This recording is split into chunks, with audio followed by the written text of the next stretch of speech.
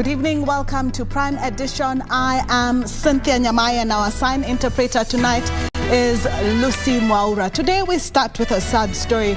Over 40 people have lost their life. Road safety is one of the issues that we'll be tackling tonight. We also do have politics for you. The Deputy President in Nyamira, Azimio, also in Vihiga. We do have those details for you. And young and industrious. We're talking about a young man. He started his business at only 24 years. He was selling supplies, hotel supplies around his estate. And 9 years later, we are following up his story. He's supplying all over East Africa. And in sports, Munga will have those details for you. But first, let's have the highlights.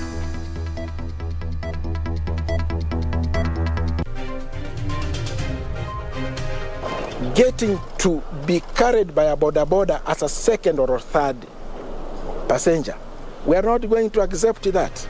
Addressing the boda menace, police in Nairobi tighten the noose on rogue riders. Iko makosa tukiweka bilioni 50 kwa biashara ya hawa watu wote. Baba has always been getting about 49 to 50%. Tukiongeza kura ya Mount Kenya, baba atashindwa kweli? Just what is in politics? Raila campaign team gains new members as Azimio Mashinani and Kenya Kwanza team trade barbs. Digital currency, should Kenya adopt it? Central Bank of Kenya is seeking your view.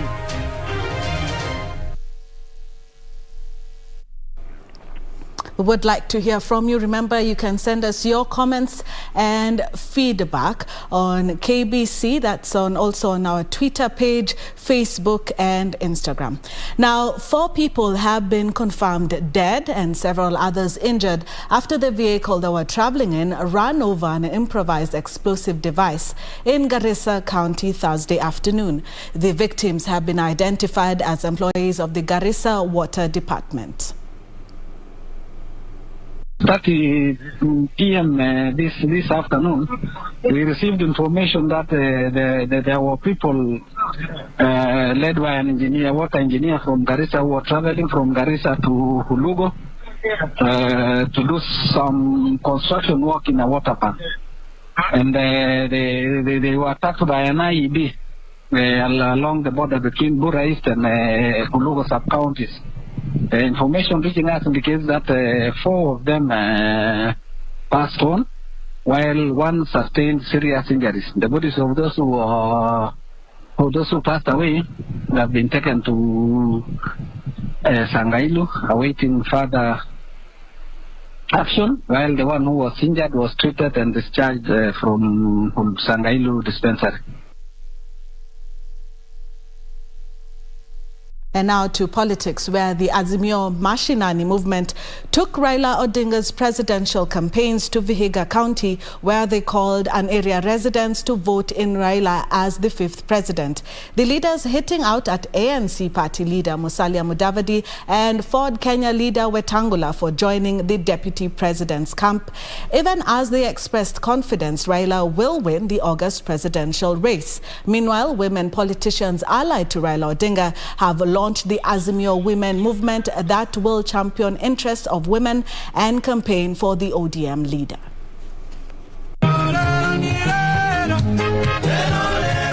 The Azimio Mashinani team took its Raila Odinga's presidential bid campaign to Musalia Mudavadi's home county of Vihiga, their discourse centering on the benefits of electing Raila Odinga and shunning the Kenya Kwanza alliance of Musalia Mudavadi and Deputy President William Ruto. Tofauti ya William Ruto na Raila Odinga ni kama usiku na mchana. Si namna hiyo? Raila akisema kitu anakamilisha. Akiweka ahadi anakamilisha. Ruto akiweka ahadi ni muongo. Akisema yeye anaenda hivi kumbe anaenda vile, sivyo? Na hapa Vihiga mtamwambia, tunaambia Ruto Azimio itakuzima.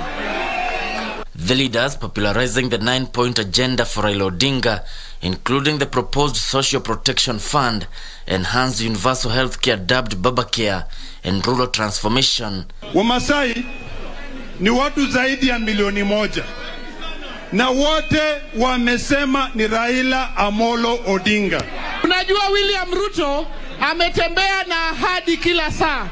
Kuna ahadi zile alipeana. Akasema kutakuwa na kazi milioni 1 kwa vijana. Mmeona hiyo kazi? Akasema hii stadium yote itajengwa, mumeona? Mount Kenya MPs allied to Azimio la Umoja, committing to rally the electorate behind Raila's bid. Vile baba alikubali maneno ya handshake, amefanya kazi vizuri na Rais Uhuru Muigai. Na sasa sisi tumesema tutarudisha mkono, kwa sababu yule ambaye tulimpatia kazi ya kusaidia rais wetu, badala ya kufanya kazi aliingia kwa magari akaenda kutafuta kura ya 2022. Mimi nikiwa Mkikuyu na najua kuna Wakikuyu wengine wako hapa. Mimi sijawahi patia baba kura. Lakini tarehe 9 mwezi wa 8 sisi Wakikuyu tutapuga foleni tuchague Raila Amolo Odinga awe rais wa jamhuri yetu. Jeshi la baba, mama mashinani, jeshi la uhuru. Meanwhile, women politicians allied to Raila Odinga have launched the Azimio Women Movement that will champion for interest of women as the campaign for Raila Odinga. This launch is an indication that we have women who believe in crafting one indivisible nation. Sisi kama jeshi la baba tunasema kwa hii kampeni na uongozi la baba, Mungu ndio mtangulizi. Kina mama hoye! The Azimio Women Movement plans to capitalize on the gains made by the handshake between the president and the opposition leader in their rallies. Risho Kiwashira, Prime Edition. Deputy President William Ruto has pledged to set aside 50 billion shillings to finance small, micro and medium enterprises if he ascends to power. Ruto, who led the Kenya Kwanza Alliance on a tour of Nyamira County, said the kitty is in line with the bottom-up economic model which seeks to empower small-scale traders. The Deputy President was accompanied by Amani National Congress leader Musalia Mudavadi and his Ford Kenya counterpart Moses Wetangula, who defended their move to forge an alliance with the United Democratic Movement.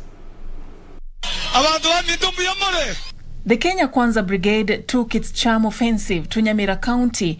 Deputy President William Ruto, Amani National Congress leader Musalia Mudavadi and Ford Kenya's Moses Wetangula making different stopovers to engage the electorate. Ruto advancing his bottom-up economic model, which he says aims at improving access to funds for small and medium enterprises.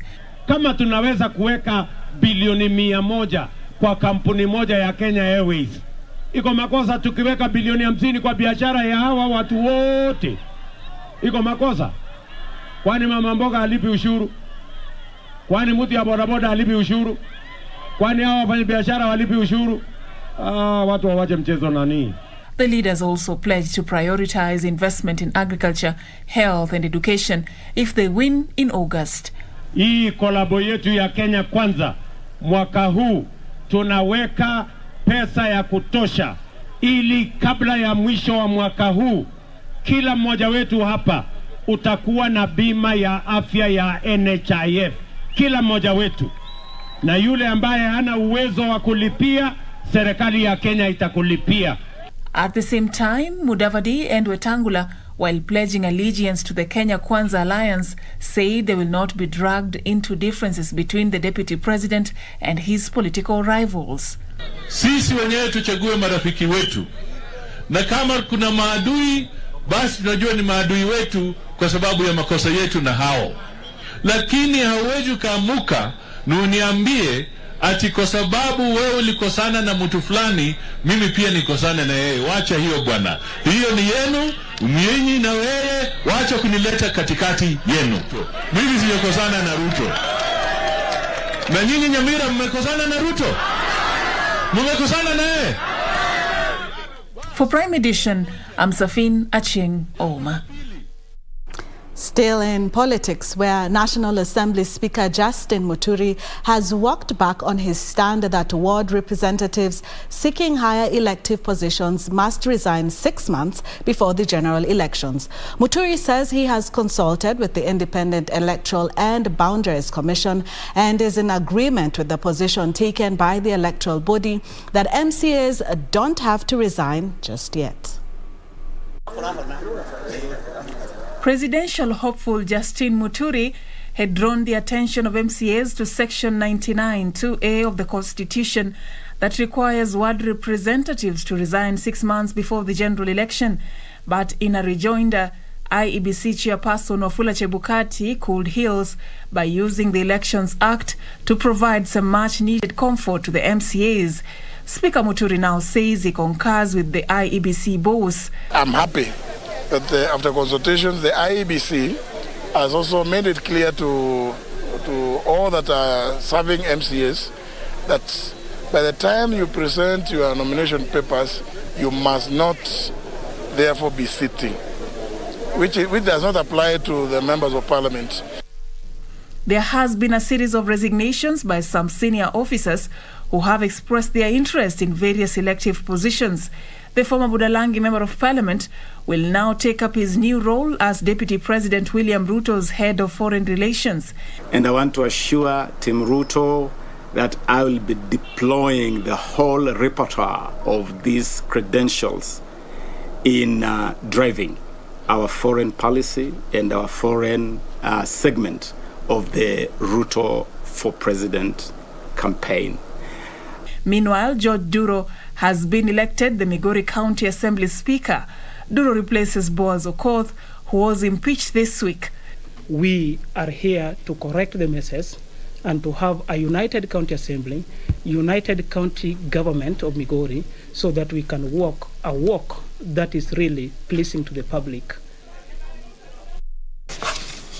Now to a story that we had highlighted earlier, Nairobi Area Traffic Commander Joshua Omukata has warned boda operators who fail to observe traffic rules that it will not be business as usual. The City Traffic Police Boss said accidents related to the boda operators have dangerously gone up, saying that in the last 1 month, 48 people have lost their lives in Nairobi alone.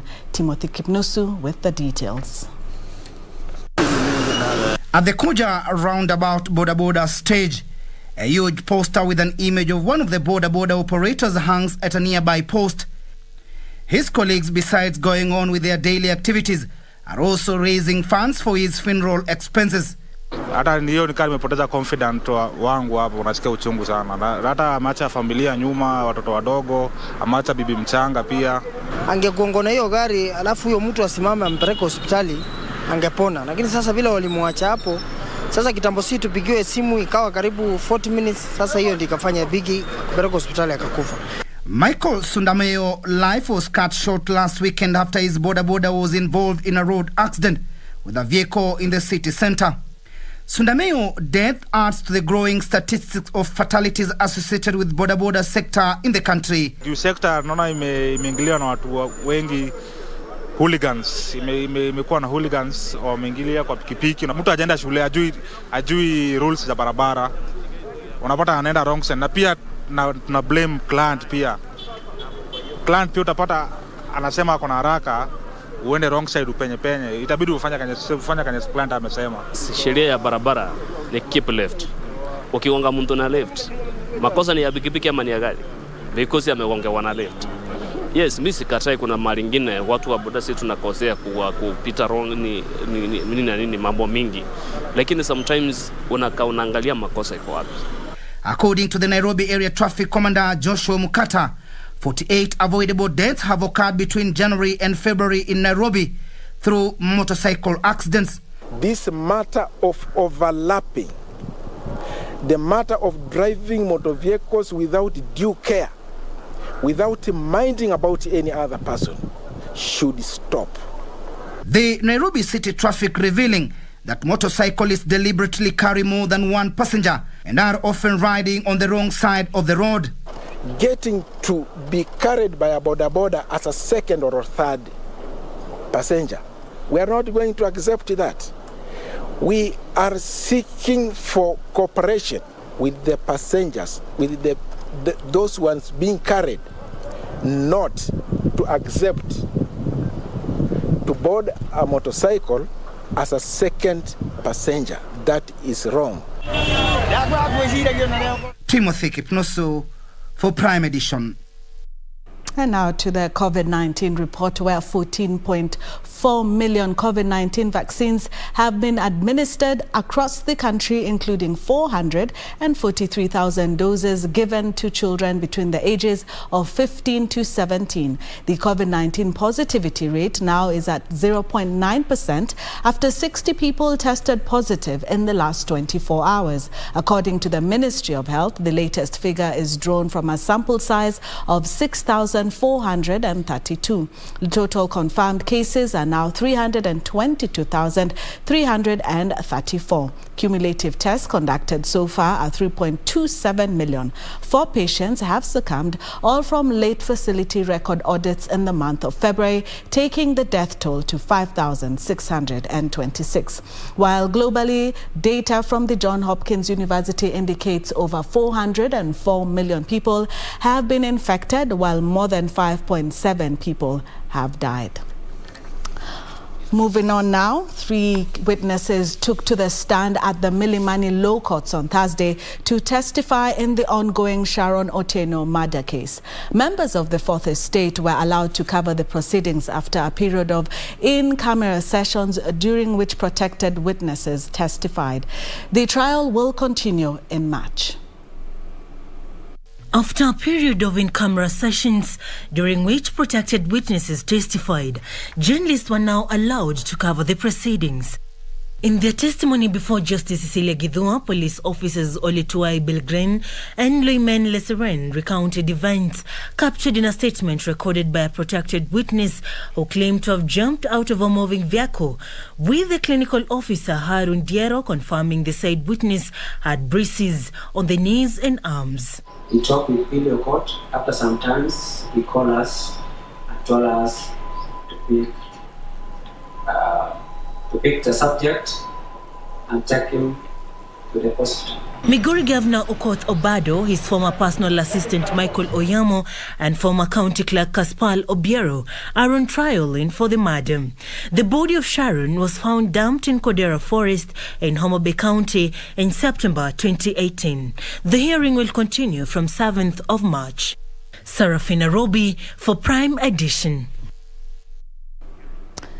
Well, should digital currency be legal tender? That is the question Central Bank has for you. I will be telling you the details after the break.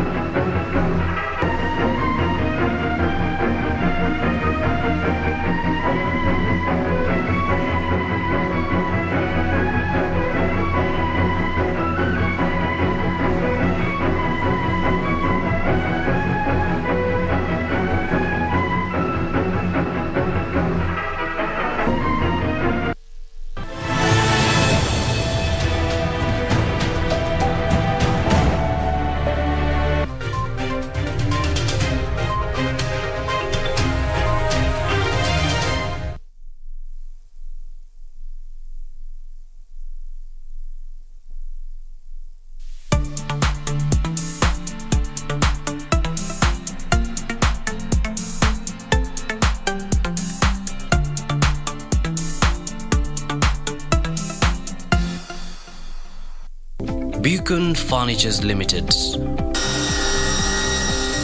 We're local manufacturers of quality office furniture, dealers in quality office equipment like fireproof safes and cabinets. Our automated state-of-the-art factories at Henna House along Enterprise Road in Nairobi's industrial area Our showroom is at Uniafric House, Koinange Lane off Koinange Street.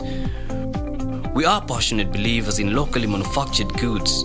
When you and I buy locally made furniture, we impact on the livelihoods of our brothers and sisters. For orders, visit our showroom at Uniafric House, Koinange Lane off Koinange Street. Yukun Furnitures Limited. Jenga Kenya, tupate ajira.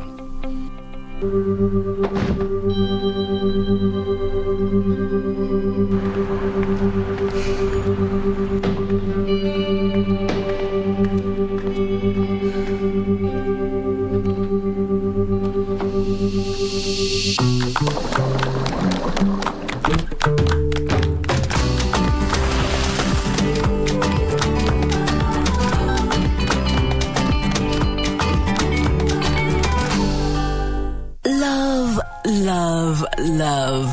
Love is in the air. It's celebrated in all phones worldwide. There is the Kenyan love. Looks like it's Valentine's Day. The children's love. The ladies' love. I swear that I'm dying. Feel myself in your arms. The gentleman's love. Love that is comic. No money, no dramatic. Please don't do this to me. I have to talk to her. Sporty. Breathtaking. Whatever your choice, let it rain this February with love. This is getting better and best. Only on KBC Channel 1.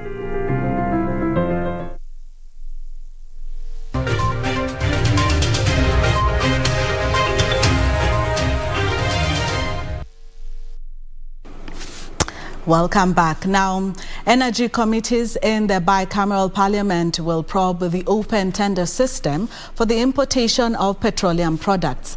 This follows a petition submitted before both houses that raised concern on the system, termed it as opaque and shrouded in secrecy, denying Kenyans consumers the benefits of competitive pricing.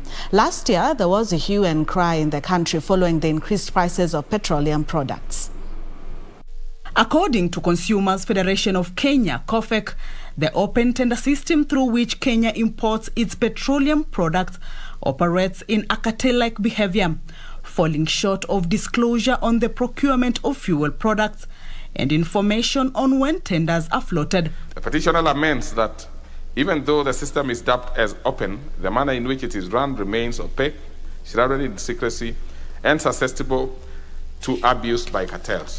This is something that has really been abused, and we do agree that we should know the directors of those respective companies that have been winning these tenders, because there is always a conspiracy, Mr. Speaker. It is important that the process of procurement of such important products be as transparent as possible. Speaker, I really want to indulge you today from this chair that the Kenyan people are suffering, that you order from your substantive seat, you order that this matter is prioritized. The open tender system is meant to ensure prices are regulated monthly and remain competitive as per market conditions. According to KOFEK, failure to properly manage the system denies consumers the benefits of competitive pricing. Meanwhile, the fate of the Public Finance Management Sinking Fund Guidelines 2021 hangs in the balance, as members in the National Assembly on Thursday sought to annul it in its entirety, citing lack of sufficient public participation and regulatory impact assessment.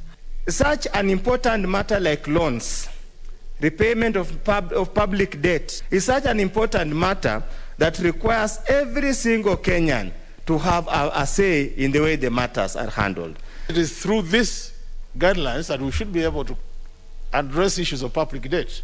So long as you are not going to have these guidelines, which led to the sinking fund, it means then we'll never have an operational sinking fund in this country.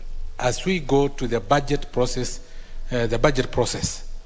we get to know how much is our debt as a country, and if there is a way that we are ready to repay our debt without necessarily increasing our taxes. At the same time, National Assembly on Thursday failed to conclude on its business due to lack of quorum. Kamche Menza for Prime Edition.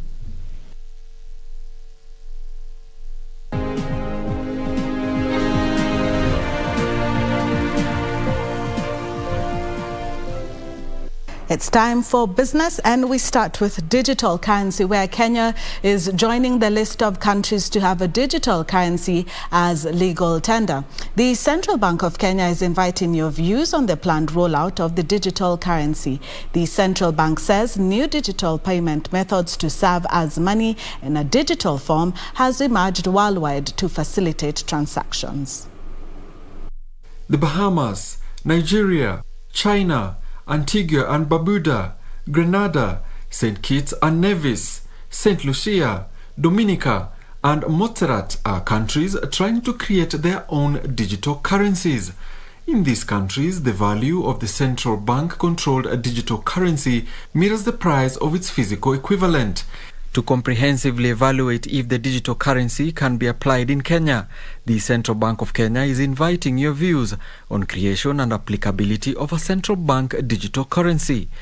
The banking regulator has given you 90 days to forward your written submissions or representations about the central bank digital currency. Currently, the central bank says the domestic payment landscape is comprised of public and private sector players that create an ecosystem of a mix of cash and digital currencies. The central bank says the move to have a sovereign digital currency will expose the country to risks such as financial exclusion, technological risks, data privacy balances. But proponents of the move have in the past said an official digital currency in Kenya will bring about financial stability, consumer protection, promote innovation and enhance payments. The central bank says the decision to initiate plans to introduce a new digital currency has been informed by the shift in modes of transactions globally, where many countries are transitioning to use a digital form of money. Alanauko, Prime Edition. The Arboretum in Nairobi County has green spaces, ideal for picnics, corporate events and nature lovers. This week on Magical Scenes, Irene Muchuma Odim highlights the beauty of this fairly dense forest in the capital city.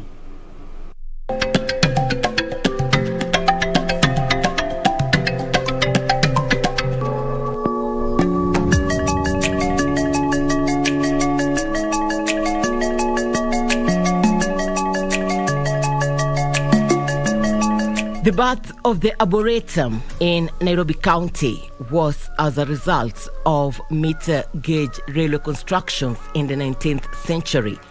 The Indians and Britons who constructed the railway line made the capital of Kenya a yard for railway repairs and thought of the need to plant trees along the railway line before 1952. And in the year 2022, this is the Arboretum. When is the last time you visited the Arboretum, or have you ever visited the Arboretum? I did a couple of years back, and here I am today. What I like about this place is how close the trees have grown to each other, bringing out a thick forest and also the tranquility that comes with it. Simply amazing. A railway line was behind this indigenous trees concept. Initially, the trains were powered by steam generated from burning logs until 1952. An arboretum, as we still call it today, was actually linked to the Kenya-Uganda Railway. And they realized actually the indigenous trees grows very slowly.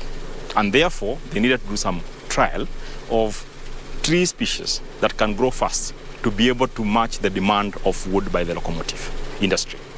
And therefore, in 1907, the Deputy Chief Conservator of Forest at that time, Batskombe, was actually assigned that assignment to be able to now develop the so-called Arboretum, which is about 30.4 hectares, which was basically that time it was bare, it was a rocky ground with small and few dotted acacia trees. In that case, you appreciate that where the Arboretum is situated, that is the official residence of the Chief Conservator of Forest. In the neighborhood was the governor then, and of course today is the State House. Eucalyptus actually was identified as one of the suitable tree species that can match the demand for the locomotive. The land has since transformed to a magical destination, especially for those seeking some time with nature, whether alone, family, colleagues, or with friends. To find a place, a quiet place in town, a busy place like Nairobi, it comes as a blessing to most people who like a serene place where you can sit, where you can go and have a moment like pray, such things. It's a blessing to have such a place. It is also providing a good environment for partnership, and through that partnership, we have been able to develop, for example, from KFS point of view, we have now enhanced our capacity from the forest rangers to secure that place very well. We have now CCTV, and we have a good entry point where now we are not actually allowing cash, but actually we are using the online payment. It's cool, no noise, so far away from the industrial congestions. This is an ideal place for those interested in zoology, picnics, photography, exercises, getaway, and outdoor activities. For a sunny or rainy day, I would consider the Arboretum as one of the hidden jewels in the capital of Kenya. Irene Mchuma Odim, Magical Scenes in the county of Nairobi.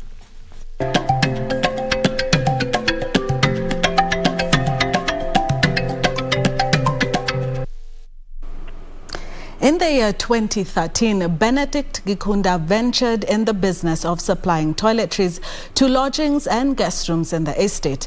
He was 24 years of age and operated the business from his mother's compound in Kasarani, Nairobi County. Today, 9 years later, Gikunda is supplying the same and more products to the hospitality industry across East Africa. Yusuf Farah with the details in this week's episode of The Young and Industrious.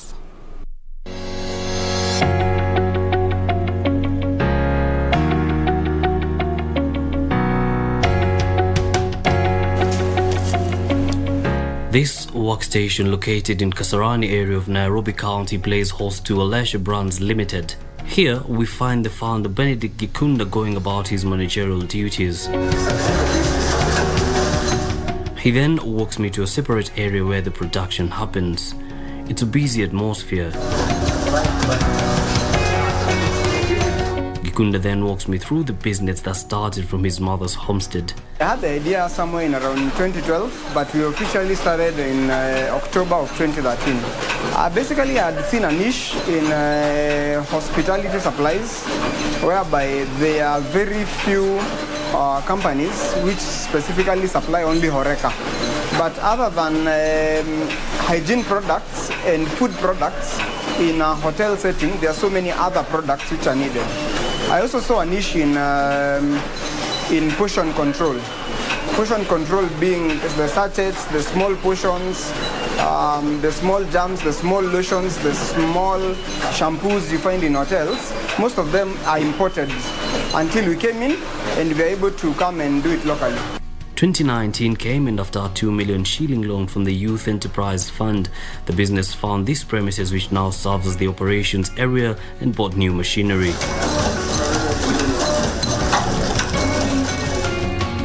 Alesha Brands has many products for the hospitality industry, including guest room amenities, sanitizers, methylated and surgical spirits. Today, however, we're taking through salt and sugar packaging. The products come in bulk, and in here, they're rebranded and packaged into smaller sachets for hotels. So the sugar is loaded into the hooper. It takes maybe 15 kgs. There, as it rotates, we have something called a volume caps. They weigh and they release the sugar. As you're releasing the sugar, you can see there is this film is carving. That's called a bag former, and where now we are packing, and we have a cutter. So then we have the sachets. Then now they are packed manually in 200 grams. We use weight. Weight is a very important indicator. We say truth by weight here. Once finished, they're then put into cartons and are ready to be transported to the different clients that have placed orders. The business has over the years grown and now has 12 employees who have been equipped with the relevant skills. Na tulisaidiana naona wamenifunza vitu mo. sikuwa najua anything hata nini. Simba inanisaidia kimaisha yangu na pengine inasaidia pia familia yangu. When I came to Alesha, I didn't know I will operate a machine, let alone service it.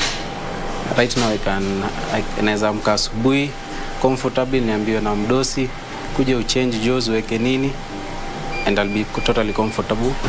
I have 12 employees and they have families behind them, and this business pays their rent, feeds their families, takes their children to school. That's one of the most important things that I'm proud of.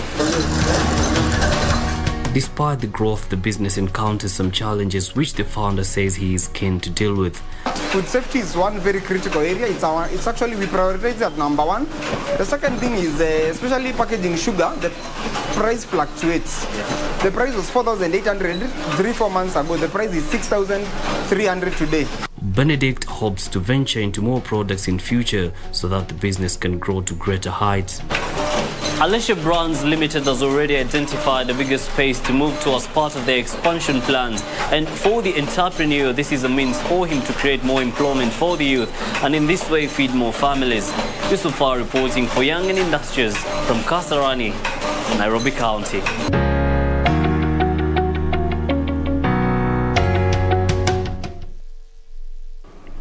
Trade between Kenya and Tanzania has increased by close to 50% thanks to the one border stop, and we have those details for you after the break.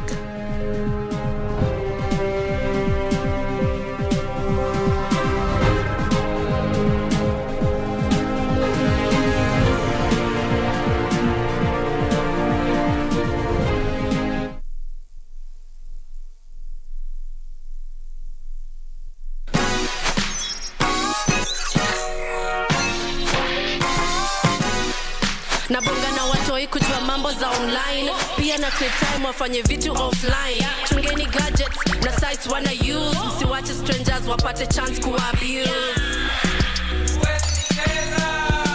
Nimeshindaje pesa kompe sija participate. Unadai info yangu na iko private ise. Identity yangu haupati hautumi. Hizi zangu ni zangu na bado nitazishikilia. Una post story ati ni real news. Mimi sikuamini mpaka nione sasa hizo news. Una text online to me tunanifeel. Staki jokes mimi nitakureport for real.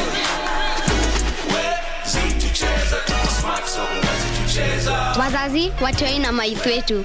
Don't be fooled. Get cyber smart and enjoy safe entertainment and education online. The Communications Authority of Kenya. Mawasiliano kwetu, nguvu kwako. Keep abreast of the developments live from the National Assembly and the Senate. On our members of parliament. The questions. When is the construction expected to commence? The motions. Beg to give notice for the following motion.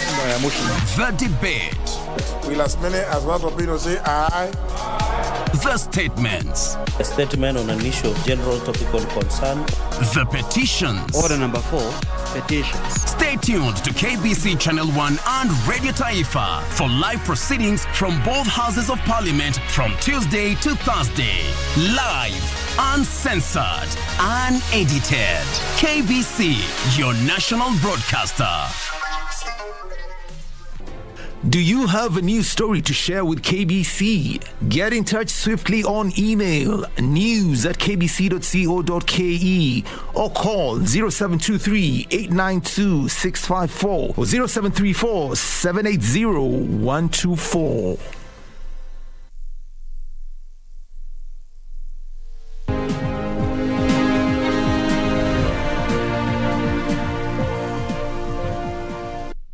Welcome back. Now, the Kenya Institute for Public Policy Research and Analysis, KIPRA, projects that the economy will this year expand 5.4% on account of a rebound of the service sector, manufacturing sector and agriculture. KIPRA Executive Director Rose Ngugi says they have revised down the 2022 economic projection from an earlier figure of 6.3% due to drought and political uncertainties that are likely to affect investments. Is this year expected to be driven by agriculture and manufacturing sector, as well as a rebound in the services sector. Found ourselves, out of job, and we got back to the agricultural sector, the manufacturing sector, which had both sides taking advantage of the situation, but also facing the wrath of the COVID. Kipre says easing of restrictions in key tourism source markets is likely to lift tourism figures, which in addition to other factors are expected to power the economy to expand 5.4% this year. However, high crude oil prices, drought experienced in parts of the country early this year, coupled with heightened political activity ahead of the August polls, could stifle economic activity. The political situation already, the political ground is heating up, and one of the key things that you'll notice during electioneering year is that there is a wait-and-see attitude which affects investments. Due to global supply chain disruptions witnessed in recent months, Ngugi is calling for the enhancement of the local manufacturing production capacity to meet the huge demand. Should COVID also come down, we need then to see transitioning of the manufacturers of these essential goods to a period where COVID is no longer with us. Enhancing the local production capacity of manufacturing firms remains a priority in meeting the growth objective of the sector. Kipre says increased uptake of the COVID-19 vaccinations globally could positively influence the global economy.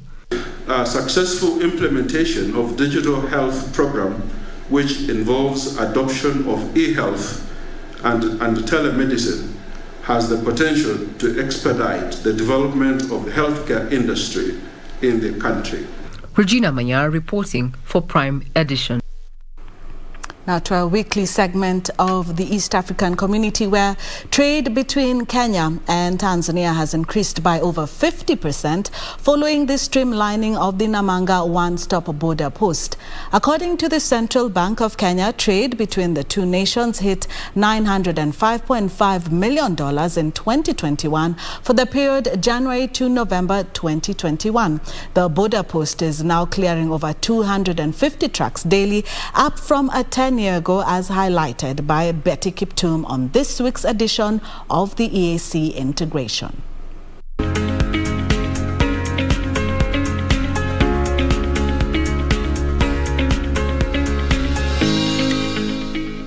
The resolution of non-tariff barriers between Kenya and Tanzania resulted in better trade ties that saw Kenya's exports to Tanzania hit $403.9 million in 2021.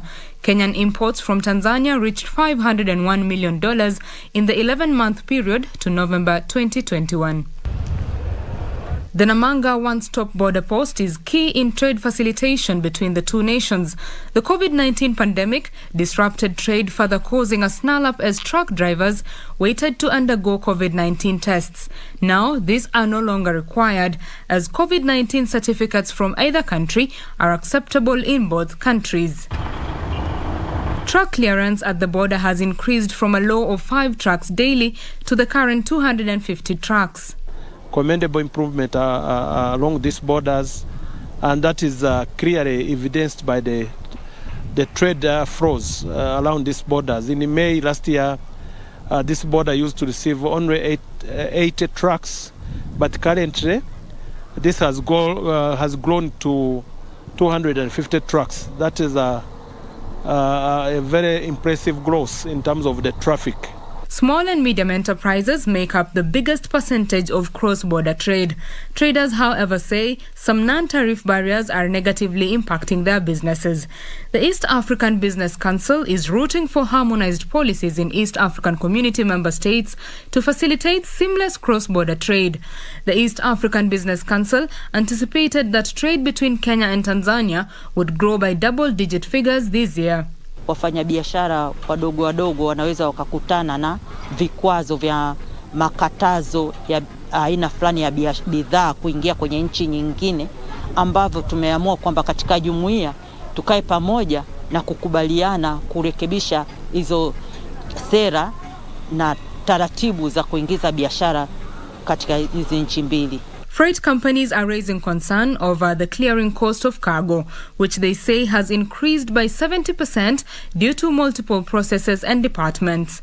Businesses are calling on Kenya to separate the import declaration form from the integrated customs management system and the setup of a permanent cargo scanner at the Namanga one-stop border post to facilitate trade. Ugumu tunaopata kidogo ni pale ambapo unaona sera za serikali zinakuwa ni zile ambazo zikija kutekelezwa zinakwamisha biashara kiasi fulani au nyingine.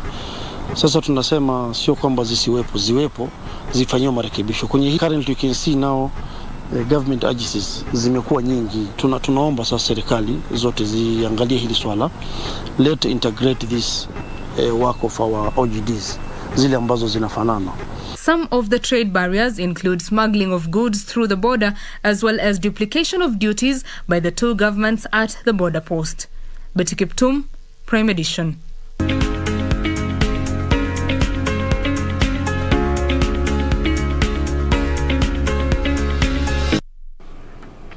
Kenya Railways has purchased 7 passenger and cargo locomotives to be used on the Nairobi-Kisumu meter gauge railway line as demand picks up. Kenya Railway plans to increase frequencies from 1 to 3 trips a week, as well as extend the passenger service to Butere. The passenger train service between Nairobi and Kisumu resumed in December after a 15-year break, offering relief to those traveling to or from Western Kenya with its low-cost fares. Kenya Railways has been offering 1 trip weekly between Kisumu and Nairobi. However, high demand from passengers has seen the parastatal consider 2 additional frequencies. This has seen Kenya Railways procure more locomotives from China that are expected in the country next month and start operations in April. Want to travel by train and they have a passion for it, so they are coming. We had a huge demand during the festive season, but at least it has reduced shortly. Until we are done with the rehabilitations, we start operation. The locomotives are expected to boost passenger service on the Nairobi-Kisumu railway service that will facilitate the increase in passenger train trips to thrice weekly from the current once per week. After they have arrived, we are going to at least have on at most 3 times in a week, we can have 2 trains, 1 departing Nairobi, 1 departing Kisumu, so that when they reach Nakuru, they just cross there. Kenya Railways say rehabilitation of the Kisumu-Butere meter gauge railway is now 90% complete. By mid this year, I think we should be operating the Butere lines. The weekly passenger service on the Nairobi-Kisumu railway line that were restarted late last year has to date ferried 2,000 people amid high demand from passengers. Benson Ruba reporting for Prime Edition. Now, Kenya has ramped up efforts in creating policies and regulations supporting the adoption of electric mobility solutions, such as the use of electric vehicles for mass transport. However, what does it take to implement this? Alan Oko has the details on tonight's episode of Tech One.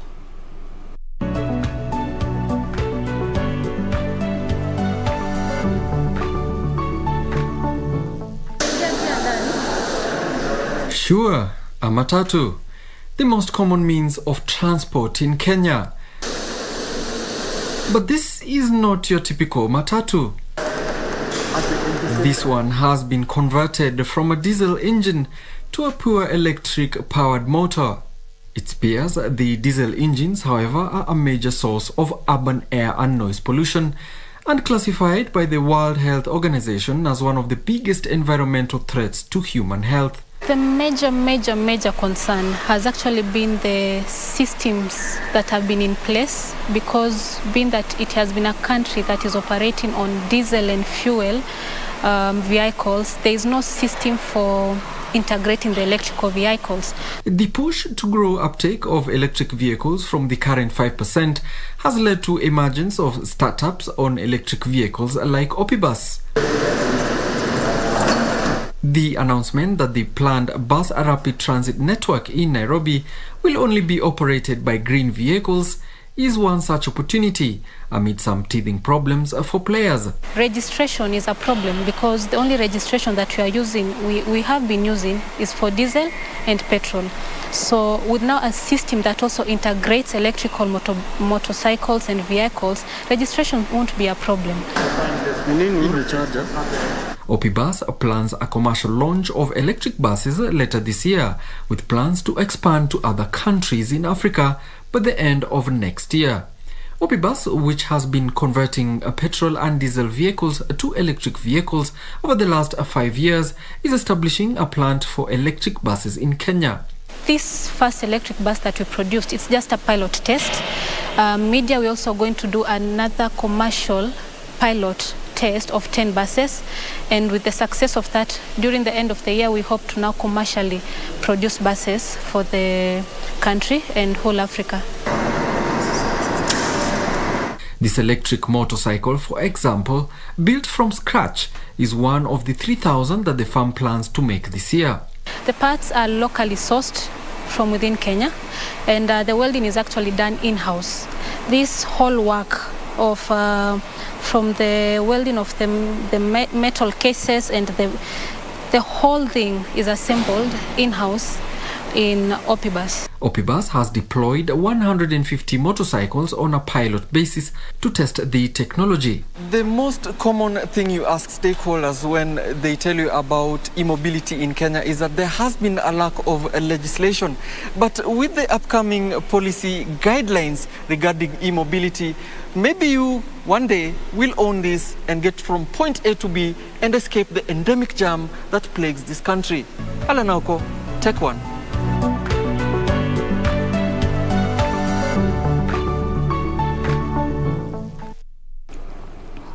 Indeed, maybe one day we will own one. Thank you, Alanoko, for that report. Now it's time for a break, and after that we change gears with sports and Munga.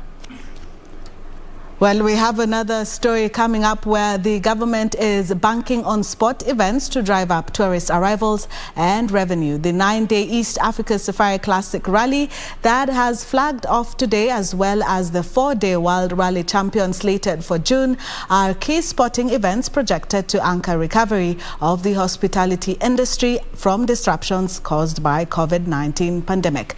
Details of this and other stories in our corporate briefs. Kenya will be the only country in Africa to host one of the 12 event circuit of the World Rally Championship, taking place across the globe between January and November, with Kenya hosting the 6th event in June this year. The 4-day event is expected to attract 5,000 guests, who are expected to pump about 6 billion shillings into the economy.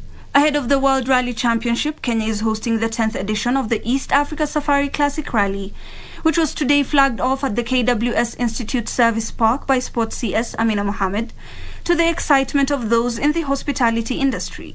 The rally series is actually lifting Naivasha tourism to another level. Numbers are flowing in, people are enjoying, because people who love sport, particularly the rallies, are really out to enjoy. Meanwhile, pay television firm StarTimes Media says it will invest 200 million shillings in local content development this year, bringing to over 400 million shillings the progressive spend in local content. The company says the funds will go into promoting thorough research, casting and quality of production to ensure Kenyan content is at par with global standards. We want this year to focus on local content, giving the best that we can to our customers, but focusing on their everyday lives. Finally, the Kenya Film Classification Board has launched a clean content consumption training in various schools to address increasing cases of cybercrime. Kenya Film Classification Board Acting CEO Christopher Wambua says there is need for increased consumer awareness to stop cybercriminals who are increasingly using social media and online gaming platforms to target potential victims. Reporting for Prime Edition, my name is Ibak Said. Well, my director says it's time for now the real break. Sports is also coming up shortly. I can see Golf Magical Kenya in Vipingo is one of the stories that Munga has for you.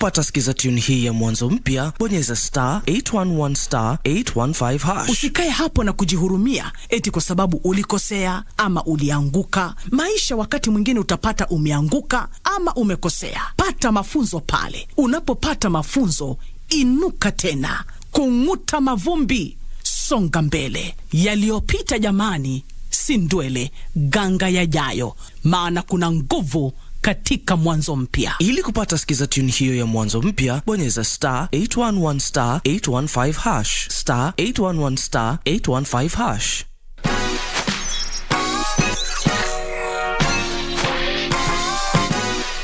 Na bonga na watoi kujua mambo za online, pia na create time wafanye vitu offline. Tungeni gadgets na sites wana use, msiwache strangers wapate chance kuabuse. Nimeshindaje pesa kompe sija participate. Unadai info yangu na ikwe private say. Identity yangu haupati utumi. Hizi zangu ni zangu na bado nitazishikilia. Una post story ati ni real news. Mimi sikuamini mpaka nione sasa hizo views. Una text online to me tunanifeel. Staki jokes ama mimi nitakureport for real.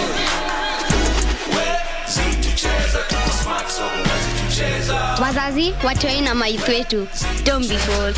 Get cyber smart and enjoy safe entertainment and education online. The Communications Authority of Kenya. Mawasiliano kwetu, nguvu kwako.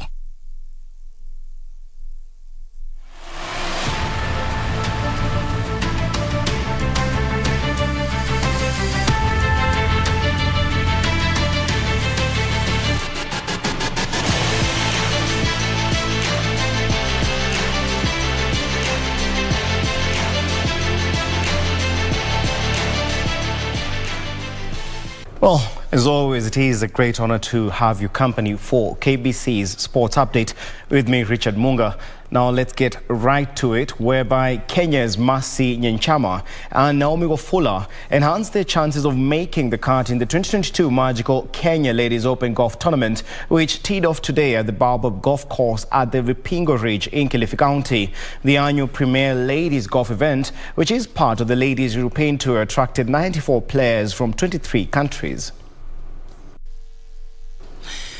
Nyamai and Wafula registered favorable performance on day one of the annual tournament at the 18-hole Baobab course in Vipingo, Kilifi County, and boosted their chances of taking part in the final round after the second round tomorrow. However, their counterparts Faith Chemutai and Bavi Shah started their campaign on a sour note after finishing the day over par 17 and 20 respectively. Meanwhile, Sweden's Lina Bokvist led her Vipingo Ridge team of Richard Frost, Sue Williamson and Betty Bundotich to victory at the Pro-Am event held yesterday.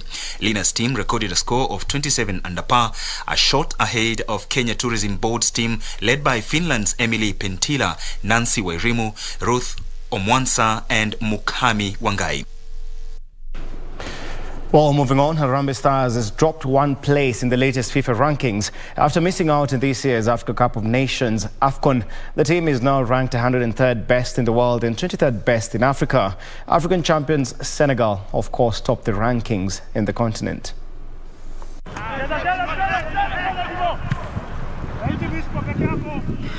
Harambee Stars failed to qualify for the Africa Cup of Nations, which was hosted in Cameroon, with Senegal crowned champions. Stars now occupy position 103 in the latest FIFA rankings and 23rd position in Africa. Senegal tops the rankings in Africa, followed by Morocco, then Nigeria. Belgium has maintained its top place in the world rankings, followed by Brazil and France. Elsewhere, the Kenya Volleyball Federation Men's League will resume this weekend at the Nyayo National Stadium Indoor and Outdoor Gymnasium with 16 matches on card. KPA will face Prisons Nyanza, KDF will take on KFS, Trailblazers will be up against Equity Bank, while Vihiga County will play against Prisons Rift Valley. On Sunday, reigning Kenyan champions GSU will be up against KDF, Prisons Nyanza will take on Prisons Rift Valley, while Prisons Kenya will face Trailblazers. Frederick Moki for Prime Edition. Also, Sweden men's ice hockey team claimed a narrow 3-2 win over Latvia in a Group C match that was played earlier today in Beijing as the Winter Olympic Games entered their 6th day. The team will next face Slovakia this Friday, while Latvia will be up against Finland. 12 countries qualified for the tournament. 8 of them did so automatically by virtue of their rankings by the International Ice Hockey Federation, while 1, China, automatically qualified as hosts, and the other 3 took part in a qualification tournament. Sweden with the puck in down low. Shot, block, another shot, rebound. Finally, Chelsea will meet Brazilian side Palmeiras in the FIFA Club World Cup final. After a 1-0 win over Saudi Arabian side Al Hilal at the Mohammed bin Zayed Stadium in Abu Dhabi, the win was courtesy of a Romelu Lukaku goal.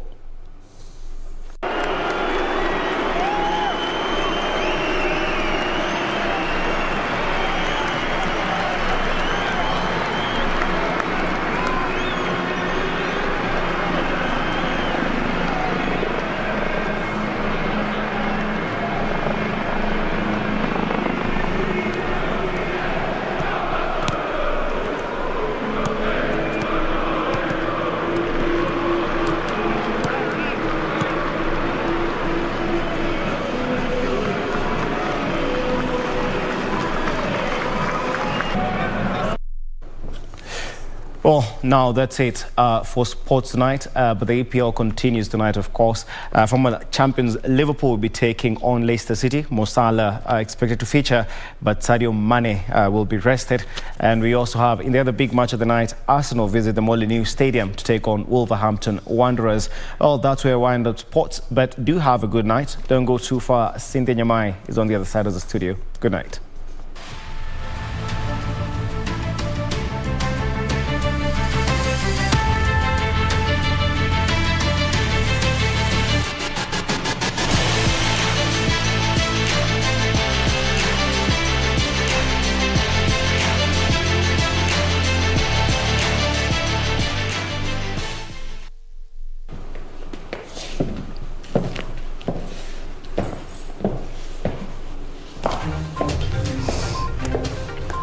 I'm just going through some of your comments, and I can see John Kula says from the story of Tech One that indeed he would like to join to get an electric vehicle or even a motorbike for mass transport. And we also have Hannah who says she is inspired by the stories that we have on entrepreneurs, on young and industrious. Remember, those are segments that we have for you every Thursday, and we're happy to hear from you, your feedback. Also, let us know what are some of the stories that you would like us to cover for you. That's it from me and the rest of the team. We wish you a good night.